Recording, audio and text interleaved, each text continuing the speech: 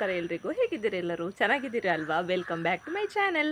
ನೀವು ನೋಡ್ತಾ ಇದ್ದೀರಾ Deepa's kitchen and lifestyle blog. ಇವತ್ತು ನಾವು ಏನು ಮಾಡ್ತಾ ಇದ್ದೀವಿ ಅಂತ ಹೇಳಿದ್ರೆ, ಇವತ್ತು ನಾನು ನಿಮ್ಮ ಜೊತೆ ಅಕ್ಕಿ ರೊಟ್ಟಿನ ಯಾವ ರೀತಿ ಮಾಡೋದು ಅಂತ ನಿಮ್ಗೆ ತಿಳಿಸ್ಕೊಡ್ತಾ ಇದ್ದೀನಿ. ಅಕ್ಕಿ ರೊಟ್ಟಿ ಅಂತ ಹೇಳಿದ್ರೆ ನಮ್ಮ ಮಂಗಳೂರು, ಉಡುಪಿ ಮಂಗಳೂರು ಕಡೆ ಮಾಡ್ತಾರೆ ಕೋಳಿ ರೊಟ್ಟಿ ಅಂತ. ಆ ರೊಟ್ಟಿ ಅಲ್ಲ, ಇದೊಂಥರ ಬೇರೆ ರೊಟ್ಟಿ, ಅಂದರೆ ಅಕ್ಕಿ ರೊಟ್ಟಿನೇ, ಆದರೆ ಆ ಥರ ತೆಳು ರೊಟ್ಟಿ ಅಲ್ಲ. ಇದು ಒಂಥರ ದೋಸೆ ಥರ ಬರುತ್ತೆ, ಆದರೂ ಕೂಡ ತುಂಬಾ ಚೆನ್ನಾಗಾಗುತ್ತೆ. ಇದು ಬಿಸಿ ಬಿಸಿಯಾಗಿ ತಿನ್ನೋಕ್ಕೆ ಫಿಶ್ ಕರಿ ಅಥವಾ ಚಿಕನ್ ಕರಿ ಅಥವಾ ಕಾಯಿ ಮೆಣಸಿನ ಚಟ್ನಿ ಜೊತೆಗೆ ಸೂಪರ್ ಕಾಂಬಿನೇಷನ್ ಇದು. ಖಂಡಿತವಾಗ್ಲೂ ಇದನ್ನು ಮಿಸ್ ಮಾಡಿದೆ, ನೀವು ಕೂಡ ಖಂಡಿತವಾಗ್ಲೂ ಟ್ರೈ ಮಾಡಬೇಕು ಅಂತ ಹೇಳೋದಕ್ಕಿಂತ ಮೊದಲು ಇದನ್ನು ಯಾವ ರೀತಿ ಮಾಡೋದು ಅಂತ ನೀವು ನನ್ನ ವಿಡಿಯೋನ ನೋಡಬೇಕು. ವಿಡಿಯೋನ ಕಂಪ್ಲೀಟಾಗಿ ನೋಡಿ, ಇದಕ್ಕೆ ಏನೇನು ಸಾಮಗ್ರಿಗಳು ಬೇಕು, ಇದನ್ನು ಯಾವ ರೀತಿ ಮಾಡೋದು ಅಂತ ನೋಡ್ಕೊಂಡು ಬರೋಣ. ಅಕ್ಕಿ ರೊಟ್ಟಿನ ಮಾಡ್ಕೊಳ್ಳೋದಕ್ಕೆ ನಾನಿಲ್ಲಿ ಒಂದು ಕಡಾಯಿನ ಗ್ಯಾಸ್ ಸ್ಟವ್ ಮೇಲೆ ಇಟ್ಕೊಂಡಿದ್ದೀನಿ. ಗ್ಯಾಸ್ ಸ್ಟವ್ ಆನ್ ಮಾಡ್ಕೊಳ್ಳಿ. ಈ ಕಪ್ ಮೆಷರ್ಮೆಂಟಲ್ಲಿ ನಾನು 2 ಕಪ್ ಆಗುವಷ್ಟು ಅಕ್ಕಿ ಹಿಟ್ಟನ್ನ ತೊಗೊಂಡಿದ್ದೀನಿ. 2 ಕಪ್ ಅಕ್ಕಿ ಹಿಟ್ಟಿಗೆ ನಾವು 5 ಕಪ್ ಆಗುವಷ್ಟು ನೀರನ್ನ ಹಾಕ್ಕೊಳ್ಬೇಕು. ನಾನಿಲ್ಲಿ 5 ಕಪ್ ಮೆಷರ್ಮೆಂಟಲ್ಲಿ, ಇದೇ ಕಪ್ಪಲ್ಲಿ 5 ಕಪ್ ಮೆಷರ್ಮೆಂಟ್ ಇಟ್ಕೊಂಡು 5 ಕಪ್ ನೀರನ್ನ ಹಾಕ್ಕೊಂಡಿದ್ದೀನಿ. ಇವಾಗ ಇದೇ ಕಪ್ ಮೆಷರ್ಮೆಂಟಲ್ಲಿ ನಾವು 2 ಕಪ್ ಆಗುವಷ್ಟು ಅಕ್ಕಿ ಹಿಟ್ಟನ್ನ ಕೂಡ ಹಾಕ್ಕೊಳ್ಬೇಕು. ನೀರು ಕುದಿಬೇಕು. ತಣ್ಣಗಿರೋ ನೀರಿಗೆ ಅಕ್ಕಿ ಹಿಟ್ಟು ಹಾಕೋದಲ್ಲ, ಗಂಟಾಗುತ್ತೆ. ಇದಕ್ಕೆ ಇವಾಗ ರುಚಿಗೆ ತಕ್ಕಷ್ಟು ಉಪ್ಪನ್ನ ಆ್ಯಡ್ ಮಾಡ್ಕೊಳ್ಳೋಣ. ನೀರಿಗೇ ಉಪ್ಪು ಹಾಕ್ಕೊಳ್ಳಿ. ಉಪ್ಪು ಹಾಕ್ಕೊಂಡು ಇದನ್ನು ಸ್ವಲ್ಪ ಕಲಿಸ್ಕೊಳ್ಳಿ. ಉಪ್ಪು ನೀರಲ್ಲಿ ಚೆನ್ನಾಗಿ ಕರಗಬೇಕು. ಇದಿಷ್ಟಾದಮೇಲೆ ಇದಕ್ಕೆ ಮುಚ್ಚಳ ಮುಚ್ಚಿ ಬಿಟ್ಬಿಡೋಣ. ನೀರು ಕುದಿಬೇಕು. ಕುದಿ ಬಂದಮೇಲೆ ನಾವು ಇದಕ್ಕೆ ಅಕ್ಕಿ ಹಿಟ್ಟನ್ನ ಆ್ಯಡ್ ಮಾಡುವಂಥದ್ದು. ನೀರು ಕುದಿ ಬರ್ತಾ ಇದೆ, ಇವಾಗ ನೀವು ನೋಡ್ತಾ ಇರ್ಬೋದು. ನೋಡ್ತಾ ಇದ್ದೀರಲ್ವಾ, ನೀರು ಕುದಿ ಬರ್ತಾ ಇದೆ. ಈ ಟೈಮ್ಗೆ ನಾವು ಅಕ್ಕಿ ಹಿಟ್ಟನ್ನ ಇದಕ್ಕೆ ಆ್ಯಡ್ ಮಾಡ್ಕೊಳ್ಬೇಕು. ಇದೇ ಕಪ್ಪಲ್ಲಿ ನಾನು ಇವಾಗ 2 ಕಪ್ ಆಗುವಷ್ಟು ಅಕ್ಕಿ ಹಿಟ್ಟನ್ನ ಹಾಕೋತಾ ಇದ್ದೀನಿ.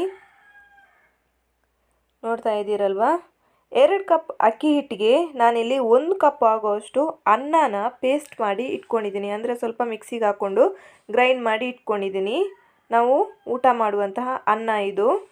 ಅನ್ನನ ನಾನಿಲ್ಲಿ ಪೇಸ್ಟ್ ಮಾಡಿ ಇಟ್ಕೊಂಡಿದ್ದೀನಿ. 1 ಕಪ್ ಆಗುವಷ್ಟು ಅನ್ನ ಹಾಕೋದ್ರಿಂದ ತುಂಬಾ ಸಾಫ್ಟಾಗಿ ಬರುತ್ತೆ ಅಕ್ಕಿ ರೊಟ್ಟಿ.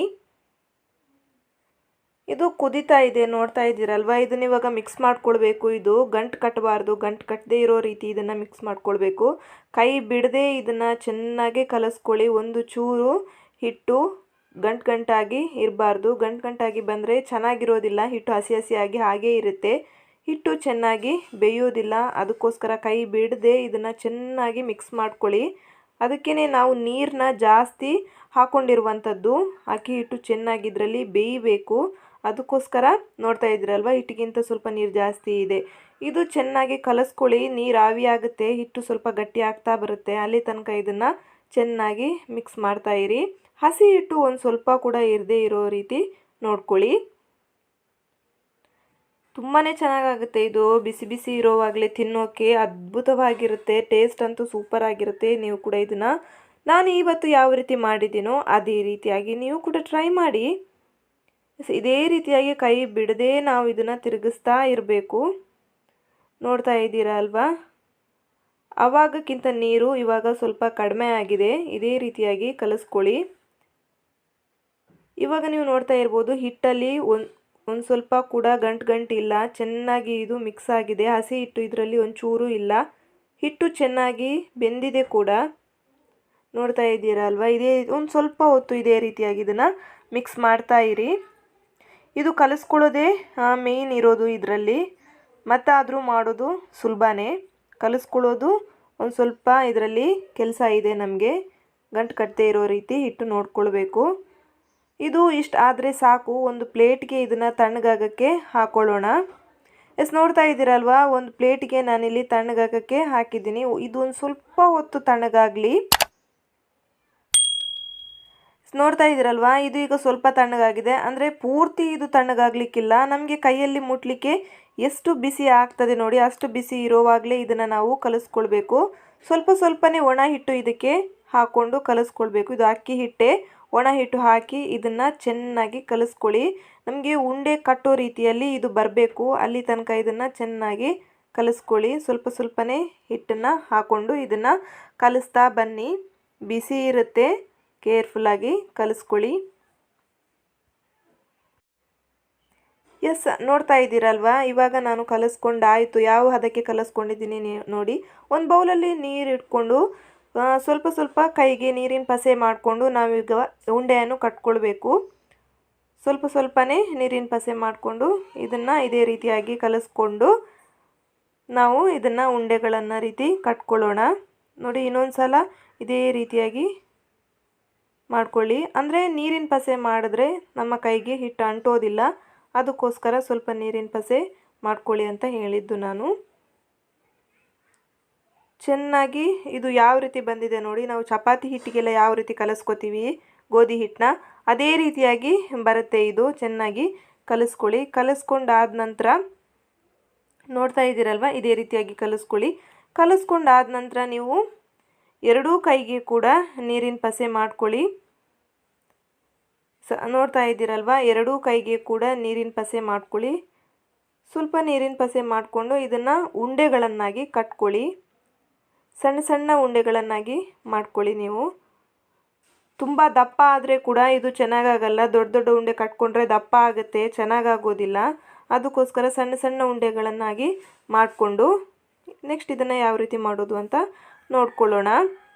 ಈ ರೀತಿಯಾಗಿ ಒಂದು ಪ್ಲಾಸ್ಟಿಕ್ ಪೇಪರ್ ತಗೊಳ್ಳಿ. ಅಂದರೆ ಆಯಿಲಿದ್ದು ಆಗುತ್ತೆ. ನೀವು ಆಯಿಲ್ ತುಂಬಿಸ್ಕೊಂಡಾದ ನಂತರ ಉಳಿದಂತಹ ಪ್ಲಾಸ್ಟಿಕ್ಕು ಆಗುತ್ತೆ, ಅಥವಾ ತುಪ್ಪದ್ದು ಕೂಡ ಪ್ಲಾಸ್ಟಿಕ್ ಆಗುತ್ತೆ. ಈ ರೀತಿಯಾಗಿ ಉಂಡೆನ ಅದರ ನಡುವೆ ಇಟ್ಕೊಳ್ಳಿ.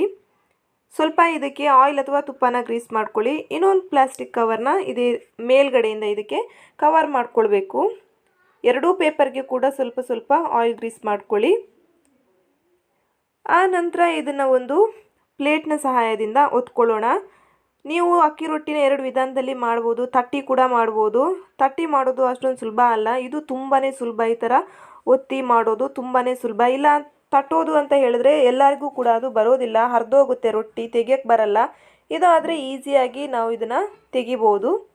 ನೋಡ್ತಾ ಇದ್ದೀರಲ್ವ ಎಷ್ಟು ಚೆನ್ನಾಗಿ ರೌಂಡ್ ಶೇಪ್ ಬಂದಿದೆ ಅಂತ. ನೋಡಿ, ಎಷ್ಟು ಚೆನ್ನಾಗಿ ತೆಗಿಯೋಕ್ಕೆ ಕೂಡ ಬರ್ತಾ ಇದೆ, ಎಷ್ಟು ತೆಳುವಾಗಿದೆ ನೋಡಿ. ತುಂಬ ದಪ್ಪ ಮಾಡಿದ್ರೂ ಕೂಡ ಇದು ಚೆನ್ನಾಗಾಗೋದಿಲ್ಲ, ಎಷ್ಟು ತೆಳುವಾಗಿದೆ ನೋಡಿ.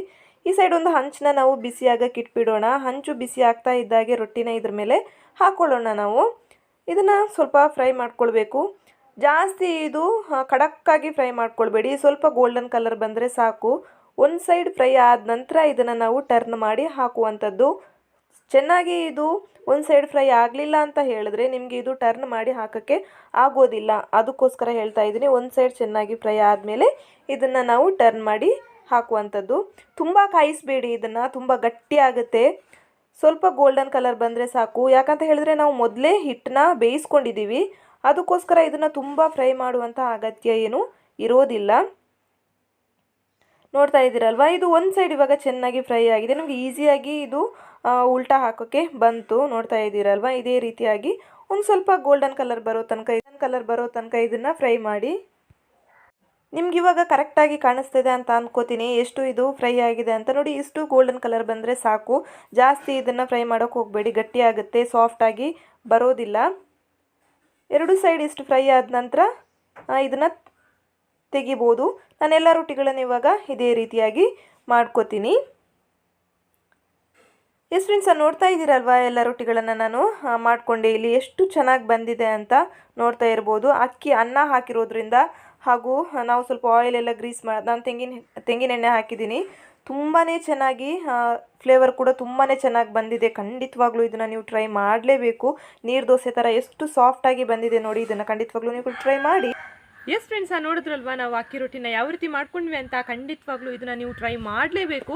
ಅಷ್ಟೊಂದು ಅದ್ಭುತವಾಗಿ ಬರುತ್ತೆ ಇದರ ರುಚಿ ಅಂತೂ. ಖಂಡಿತವಾಗ್ಲೂ ಒಂದು ಸಲ ಮಾಡಿದರೆ ಟೇಸ್ಟ್ ಯಾವತ್ತೂ ನೀವು ಮರೆಯೋದಿಲ್ಲ. ಇದಕ್ಕೇನು ನಾವು ಮುಂದಿನ ದಿನ ಅಕ್ಕಿ ನೆನೆ ಹಾಕಬೇಕಂತಿಲ್ಲ, ಮಾರನೇ ದಿನ ಎದ್ದು ಇದನ್ನು ರುಬ್ಬೇಕಂತ ಏನೂ ಇಲ್ಲ. ನಾವು ಇದನ್ನು ತಕ್ಷಣಕ್ಕೆ ಮಾಡ್ಕೊಳ್ಬೋದು. ಅಕ್ಕಿ ಹಿಟ್ಟು ಹೊಂದಿದ್ರೆ ಅಂಗಡಿಯಿಂದ ಕೂಡ ನಾವು ಪರ್ಚೇಸ್ ಮಾಡ್ಕೊಳ್ಬೋದು, ಅಥವಾ ನಾವು ಮನೆಯಲ್ಲೇ ಅಕ್ಕಿ ಹಿಟ್ಟನ್ನ ತಯಾರಿಸ್ಕೊಳ್ಬೋದು. ಮನೆಯಲ್ಲೇ ತಯಾರಿಸ್ಕೊಂಡ್ರೆ ನಮಗೆ ಎಷ್ಟು ಬೇಕೋ ಅಷ್ಟು ನಾವು ರೊಟ್ಟಿಗಳನ್ನು ಮಾಡ್ಕೊಳ್ಬೋದು. ಖಂಡಿತವಾಗ್ಲೂ ಇದನ್ನು ನೀವು ಕೂಡ ಮಿಸ್ ಮಾಡದೆ ಟ್ರೈ ಮಾಡಿ. ಟೇಸ್ಟ್ ಯಾವ ರೀತಿ ಬಂದಿದೆ ಅಂತ ನನಗೆ ಕಮೆಂಟ್ ಬಾಕ್ಸಲ್ಲಿ ಹೇಳಿ ತಿಳಿಸಿ. ನಿಮ್ಮ ಕಮೆಂಟನ್ನು ನಾನು ಮಿಸ್ ಮಾಡದೆ ಓದ್ತಾ ಇರ್ತೀನಿ. ಎಸ್, ಇವತ್ತಿನ ನನ್ನ ವೀಡಿಯೋ ನಿಮ್ಮೆಲ್ಲರಿಗೂ ಇಷ್ಟ ಆಯಿತು ಅಂತ ಅನ್ಕೋತೀನಿ. ವಿಡಿಯೋ ಇಷ್ಟ ಆಯಿತು ಅಂತ ನೀವು ಮಾತ್ರ ನೋಡೋದಲ್ಲದೆ ನಿಮ್ಮೆಲ್ಲ ಫ್ರೆಂಡ್ಸ್ ಆ್ಯಂಡ್ ಫ್ಯಾಮಿಲಿ ಜೊತೆಗೆ ನನ್ನ ವೀಡಿಯೋನ ಶೇರ್ ಮಾಡ್ಕೊಳ್ಳಿ ಅಂತ ನಾನು ಕೇಳ್ಕೊತೀನಿ. ಇವತ್ತಿನ ನನ್ನ ವೀಡಿಯೋ ಇಷ್ಟ ಆದರೆ ವೀಡಿಯೋಗೊಂದು ಲೈಕ್ ಕೊಡೋದನ್ನು ಮರಿಬೇಡಿ. ಹಾಗೆ ವೀಡಿಯೋನ ಶೇರ್ ಮಾಡಿ ನಿಮ್ಮೆಲ್ಲ ಫ್ರೆಂಡ್ಸ್ ಆ್ಯಂಡ್ ಫ್ಯಾಮಿಲಿ ಜೊತೆಗೆ. ಇನ್ನು ಯಾರೆಲ್ಲ ಸಬ್ಸ್ಕ್ರೈಬ್ ಮಾಡದೆ ನನ್ನ ವೀಡಿಯೋನ ನೋಡ್ತಾ ಇದ್ದೀರಾ, ದಯವಿಟ್ಟು ನನ್ನ ಚಾನಲ್ಗೆ ಸಬ್ಸ್ಕ್ರೈಬ್ ಮಾಡಿ ಅಂತ ಕೇಳ್ಕೊತೀನಿ. ಇವತ್ತಿನ ನನ್ನ ವೀಡಿಯೋನ ನಾನು ಇಲ್ಲಿಗೆ ಎಂಡ್ ಮಾಡ್ತೀನಿ. ನಾಳೆ ಇನ್ನೊಂದು ಹೊಸ ರೀತಿಯ ವೀಡಿಯೋನಿಗೆ ನಾನು ನಿಮ್ಮನ್ನು ಭೇಟಿ ಮಾಡ್ತೀನಿ. ಅಲ್ಲಿವರೆಗೂ ನಮಸ್ಕಾರ.